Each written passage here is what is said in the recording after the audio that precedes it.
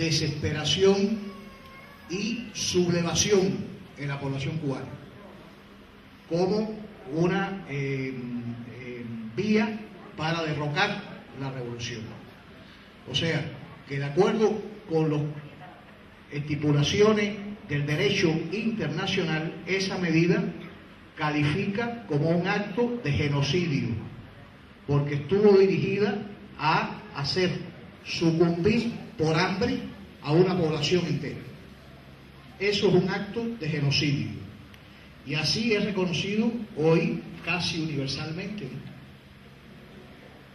Con el voto de 187 países, de los 193 que hasta hace poco constituían Naciones Unidas. Hay un 194, un miembro 194. De esos 194, 187 países han votado durante 2 años consecutivos en contra de esa política de Estados Unidos. Sin embargo, y esa es una de las razones de la crisis de Naciones Unidas, de la Organización de Naciones Unidas, Estados Unidos no acata esas votaciones casi unánimes en contra de esa política. Mediante esa política se priva a Cuba, a las autoridades cubanas, en primer lugar, a comerciar libremente con Estados Unidos. Estados Unidos es el primer mercado mundial, es nuestro mercado natural, apenas estamos a unos 150 kilómetros de distancia. No podemos comerciar con Estados Unidos, primera. Segunda, esa política se manifiesta también en la persecución, porque empresas de otros países que pertenezcan a casas matrices norteamericanas tampoco pueden comerciar con Cuba. Pero esas empresas tampoco pueden utilizar producciones que tengan componentes cubanos. Por ejemplo, el níquel cubano, que Cuba es una de las principales productores de níquel a nivel mundial, no puede estar en uno de esos productos porque ya es prohibido. Y esas compañías no pueden comprar esos productos que tengan níquel cubano. Pero también es una política que se manifiesta en la persecución a entidades bancarias. Y como el dólar norteamericano, que es el patrón monetario impuesto por los propios Estados Unidos después de la Segunda Guerra Mundial, ellos son los dueños del dólar estadounidense. Cuba no puede hacer transacciones con dólares porque las incauta el Departamento del Tesoro. El Departamento del Tesoro de Estados Unidos, que es el ministerio que se encarga de estas funciones, entre otras, tiene en estos momentos, y para que tengan una idea ustedes de el ensañamiento de esa política, tienen el triple de personal atendiendo las estipulaciones del bloqueo que las que tienen atendiendo a acciones que puedan ser sospechosas de terrorismo. O sea, para ellos es más importante en el Departamento del Tesoro de Estados Unidos la aplicación irrestricta, rigurosa de las leyes del bloqueo, más que detectar alguna operación que puede estar financiando una acción terrorista en un determinado país o contra ellos. Para que solo tengan una idea, ¿no?, de hasta dónde llega la aberración, el odio que expresa, concentra esa política, que se ha mantenido inalterable hasta el día de hoy y que el 25 de octubre próximo recibirá por 20º año consecutivo la condena de Naciones Unidas. Ese día va a presentarse el tema en Naciones Unidas, en la Organización de Naciones Unidas, y repito, por 20º año consecutivo, la Asamblea General debe pronunciarse qué opinión tienen el concierto de naciones de esta humanidad, de este planeta, respecto a esa política. Y como les decía, en los 2 últimos años, 187 países votaron a favor de la resolución que establece poner fin al bloqueo económico, comercial y financiero. Esa es la política de Estados Unidos, que representa, simboliza la irracionalidad, el odio, la soberbia con que las autoridades norteamericanas siguen 52 años después considerando a la nación cubana. En síntesis, podemos estar hablando mucho más del tema, pero quisiera detenerme ahí. Bueno, gracias.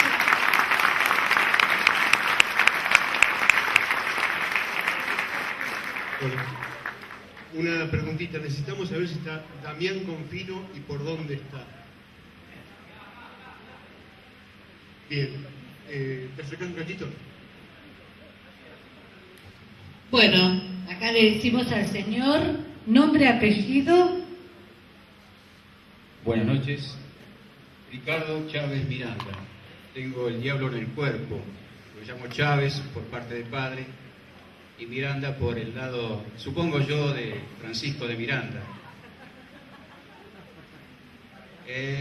Mi madre me enseñó a dar las gracias y a eso voy. Le agradezco a Enrique Castro y a Julio Lacarra que nos invitaron aquí como Centro Cultural de los Trabajadores.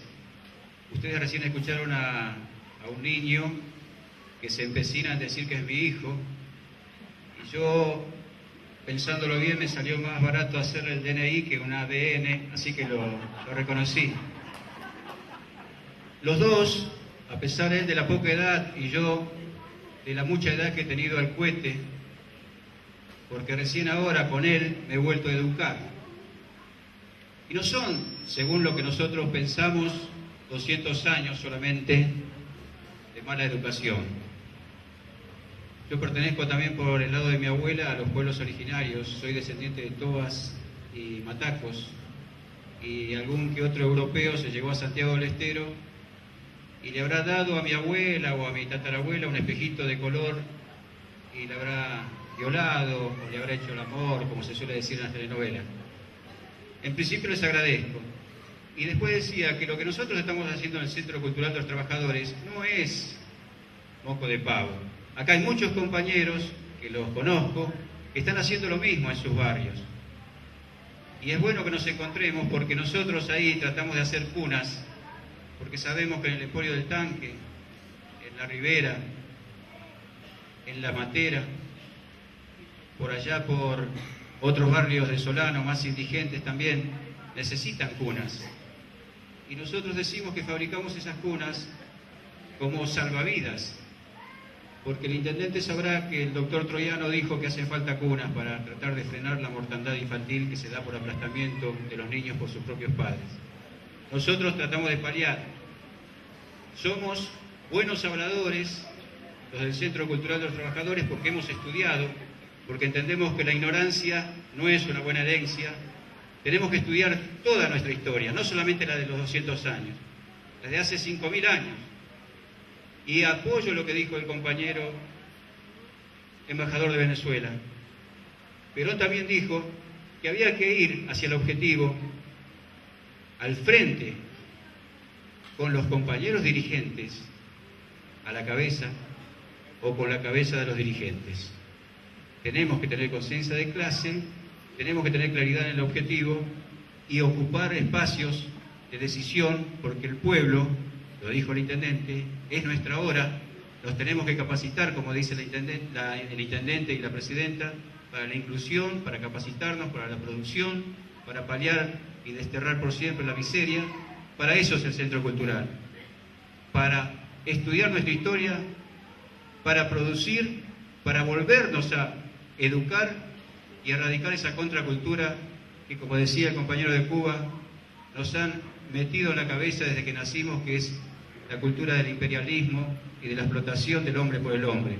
Nosotros, claro que hablamos bien, y queremos hablar mejor, pero también hacemos cunas, casi nada. Gracias.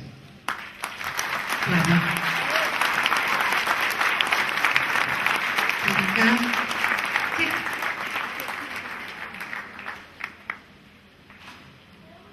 Hola, soy Robert Páez, vine con la agrupación Isaura Arancibia y le quería preguntar al embajador de Venezuela si cree que en algún momento los países, los pueblos puedan controlar la economía y no la economía a los pueblos.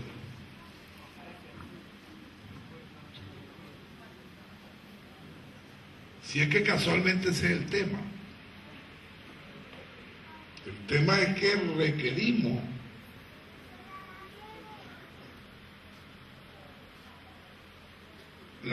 el esfuerzo creador para establecer nuevas formas en las relaciones productivas. Que como dijo el compañero, no sean la resultante de los mecanismos de nominación tradicionales. Miren, a nosotros nos viene una etapa donde vamos a tener que poner muchas cosas en el plano del debate y del cuestionamiento.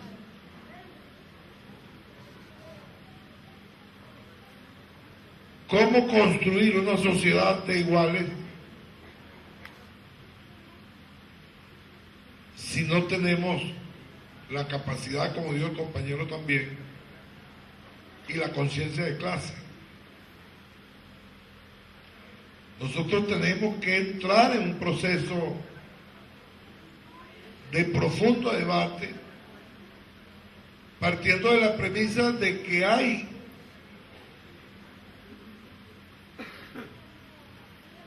un capitalismo que está en una profunda crisis y que sin darse cuenta se está autodestruyendo.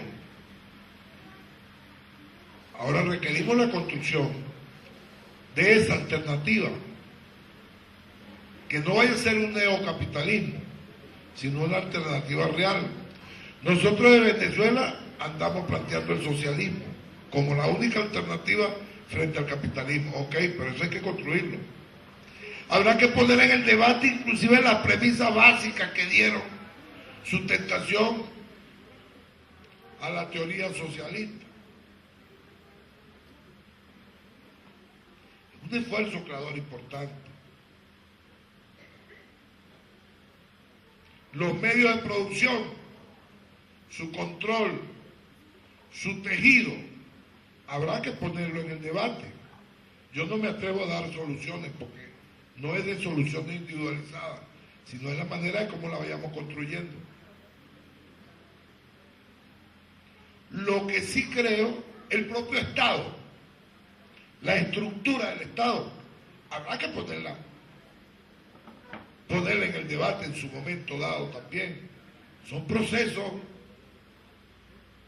Yo siempre pongo el ejemplo, por lo menos, y aquí con el compañero, que es un cuadro político, un hombre que tiene plena conciencia de lo que significan los cambios y las transformaciones de esta hora, de este tiempo.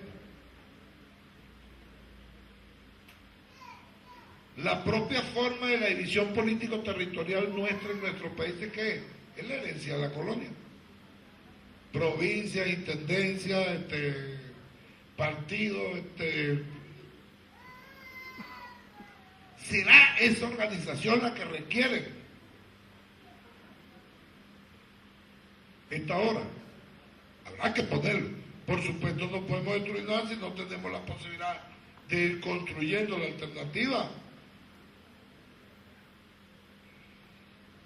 Por eso es que hay que ir dando pasos. Ahora, de tener el control de lo económico, por supuesto. En este momento se está dando una valorización de lo político por encima de lo económico. Porque la gran trampa era que lo económico colocaba o ponía a supeditar a todo lo demás. Cuando lo económico es medio, no es fin. Y en ese sentido, posibilidades